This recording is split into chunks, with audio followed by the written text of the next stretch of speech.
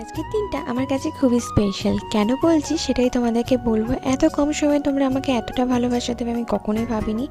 সকালবেলায় উঠের থেকে যখন আমি এইসব রান্না বান্নার কাজে তোড়জোড় লেগেছিলাম, মানে ওই ডালের বড়া আর ডাল করেছিলাম, ওই বড়াগুলো দিয়ে একটু তরকারি করেছিলাম।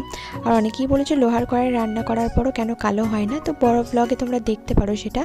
তো এইখানে যতক্ষণ আমি রান্না করছিলাম ততক্ষণে প্রীতম এই বন্ধুদেরকে নিয়ে সারপ্রাইজটা প্ল্যান করেছিল। বাই, চলো ভাই, কালকে দেখাচ্ছি অফিসে। Good night.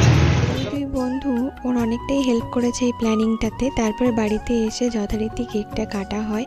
আর সত্যি বলতে অনেক অনেক থ্যাংক ইউ সবাইকে, যে ফেসবুকে খুব তাড়াতাড়ি 10K হয়ে গেছে।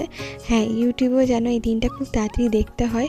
প্রীতম ছাড়া এই কাজটা পুরোটাই আমার পক্ষে অসম্পূর্ণ ছিল। আর আমি এটাও জানি অর্ককে তোমরা খুবই ভালোবাসো। তো রাতের বেলায় ম্যাগি করেছিলাম, ব্যাস।